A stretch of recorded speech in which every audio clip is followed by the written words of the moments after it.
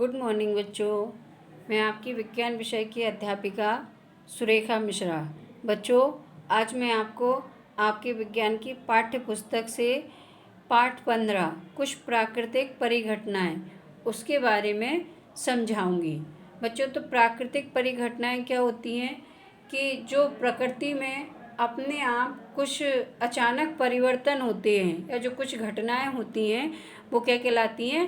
प्राकृतिक परिघटनाएं कहलाती हैं। जैसे बिजली का चमकना है,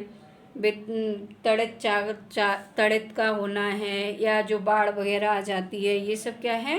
प्राकृतिक परिघटनाएं हैं। तो बच्चों, इसके पहले मैं आपको इस पाठ से संबंधित कुछ प्रमुख शब्दों के बारे में बताऊंगी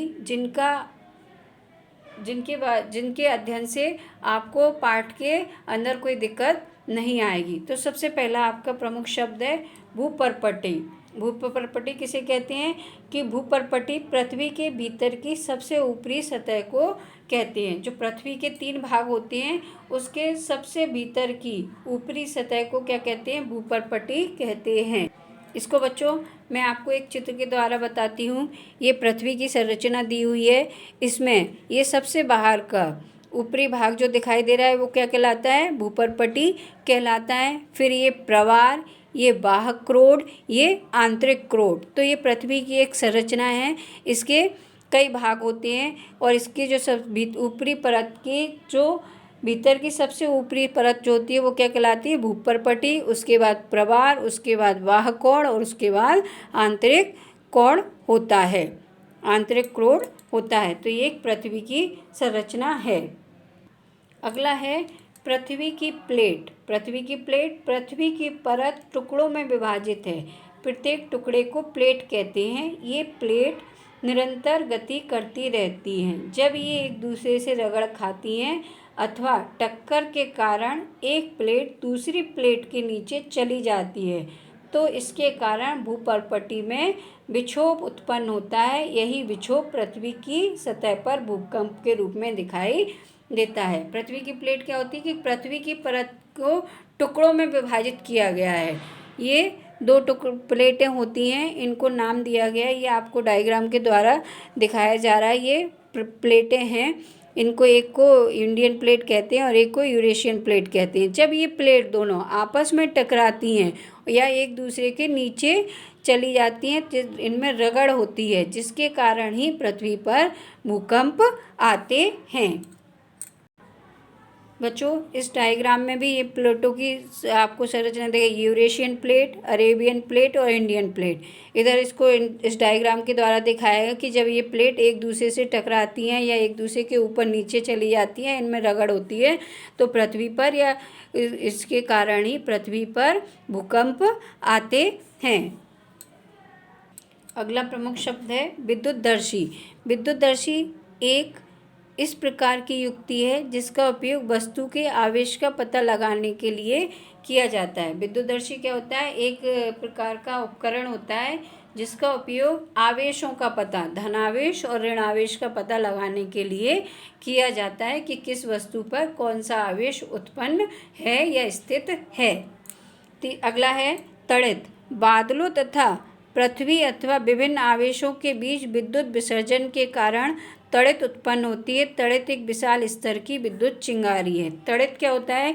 कि जब बादलों तथा पृथ्वी में विभिन्न आवेशों के बीच विद्युत का आदान प्रदान होता है या विसर्जन होता है, जिसके कारण तड़ित या बिजली, तड़ित का मतलब है बिजली चमकना, उत्पन्न होती है। इसलिए ये एक बहुत विशाल स्तर पर विद्युत की चिंगारी भी इसे कहते हैं।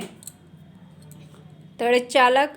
तड़ित चालक एक ऐसी युक्ति है जिसका उपयोग भवनों को तड़ित के प्रभाव से बचाने के लिए किया जाता है।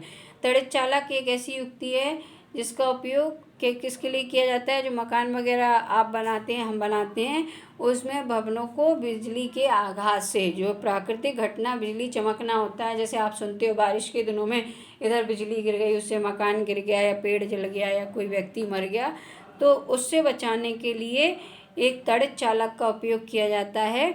उसको तड़ित चालक कहते हैं। ये एक लोहे की संरचना होती है, जो मकानों में लोहे के सरिये लगाए जाते हैं, वो ऊपर की ओर थोड़े निकाल दिए जाते हैं। तो उससे क्या होता है, जब बिजली चमकती है तो आवेश उस लोहे के माध्यम से होता हुआ पृथ्वी के अंदर चला जाता है, जिससे भवन को कोई हानि नहीं होती है। इसको तड़ित चालक कहते हैं।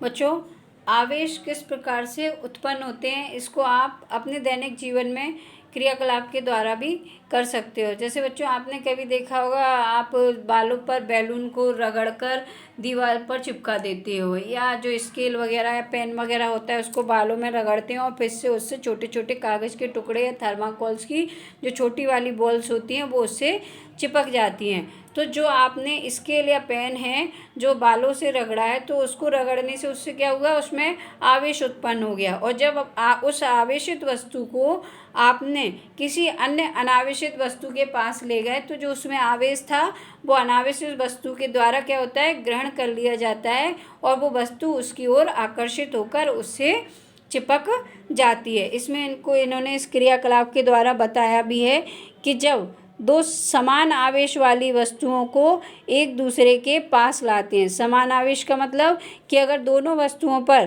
प्लस प्लस या धन आवेश है, तो दोनों वस्तुओं में क्या होगा, प्रतिकर्षण होगा, वो दोनों एक दूसरे से दूर दूर जाएंगी। ये देखिए, इसमें चित्र में दिखाई दे रहा है कि ये दोनों बैलून्स एक दूसरे से क्या हो रहे हैं, दूर जा रहे हैं। और जब दोनों वस्तुओं में असमान आवेश होगा या विजातीय आवेश होगा, असमान मतलब एक पर धनावेश होगा और एक पर ऋण आवेश होगा, तो ये दोनों बैलून्स आपस में एक दूसरे से चिपक जाएंगे। इसको बच्चों आप चुंबक के द्वारा भी कर कर देख सकते हो कि जब हम चुंबक के दो टुकड़े लेते हैं और उनको आपस में मिलाते हैं, अगर उनको आपस में मिलाते हैं तो अगर असमान आवेश होगा, एक पर उत्तर और एक दक्षिण होगा, तो चुंबक आपस में चिपक जाएगा। लेकिन अगर दोनों पर उत्तर उत्तर या दक्षिण दक्षिण होगा, तो आपने देखा होगा बच्चों कि वो चुंबक दूर दूर चली जाती है, आप कितनी भी कोशिश करोगे वो आपस में चिपकती नहीं है।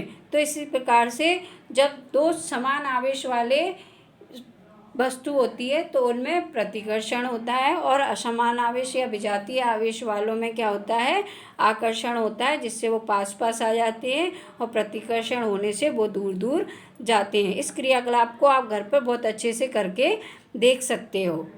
अब बच्चों, मैं आपको बताऊंगी कि बिजली चमकती कैसे है या तड़ित किस प्रकार से उत्पन्न होता है। इसको इस डायग्राम के द्वारा आपको बहुत अच्छे से समझाऊंगी भी। बच्चों, आप सभी ने देखा होगा, बारिश के दिनों में जब बारिश होती है तो कभी कभी बहुत तेज़ आवाज़ उत्पन्न होती है और बहुत ज़ोर से बिजली की चमक दिखाई देती है। तो ये कैसे उत्पन्न होती है, इसका निर्माण किस प्रकार से होता है, इसके बारे में मैं आज आपको बताती हूँ।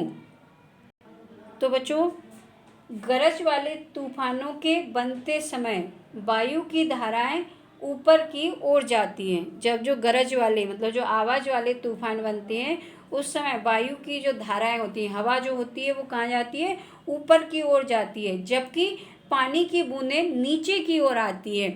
हवा ऊपर की ओर जाती है और पानी की बूंदें क्या होती है, जब बारिश होती है तो नीचे की ओर आती हैं।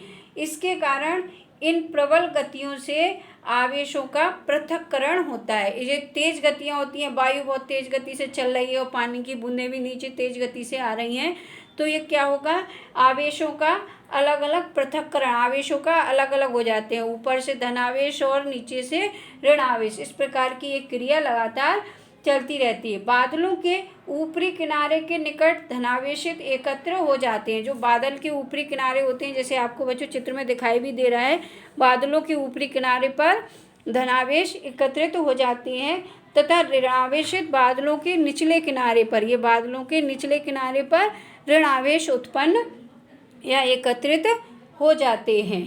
फिर धरती के निकट भी धनावेश, और जो धरती पर धनावेश के निकट भी क्या होता है, धनावेशों का संचय होता है। जो धरती के निकट जो आवेश उत्पन्न होता है वो किस प्रकार के होते हैं, धनावेश होते हैं। तो जब बादलों के ऊपर धनावेश, फिर बादलों के निचले भाग में ऋणावेश और धरती पर भी धनावेश, ये सब इकट्ठे हो जाते हैं, जिसके कारण क्या होता है कि आवेशों का परिमाण बहुत अधिक हो जाता है या आवेशों की मात्रा बहुत अधिक हो जाती है। तो वायु जो विद्युत की हीन चालक है, हवा जो क्या है, विद्युत की बहुत हीन चालक है, मतलब या तो उसमें चालकता उत्पन्न ही नहीं होती या बहुत कम मात्रा में उत्पन्न होती है, तो आवेशों के प्रवाह को नहीं रोक पाती है। हवा क्या करती है, जो आवेश उसमें उत्पन्न होते हैं उसके बहने की गति को फिर हवा रोक नहीं पाती है, जिसके कारण ऋणात्मक तथा धनात्मक आवेश मिलते हैं। जिसके कारण क्या होता है, जो ऋणात्मक आवेश और धनात्मक आवेश होते हैं वो आपस में टकराते हैं और प्रकाश की चमकीली धारियाँ या ध्वनि के रूप में हमें दिखाई देते हैं। इसी के कारण जो हमें आवाज़ सुनाई देती है और जो गरज दिखाई या बिजली चमकती हुई दिखाई देती है वो इन आवेशों के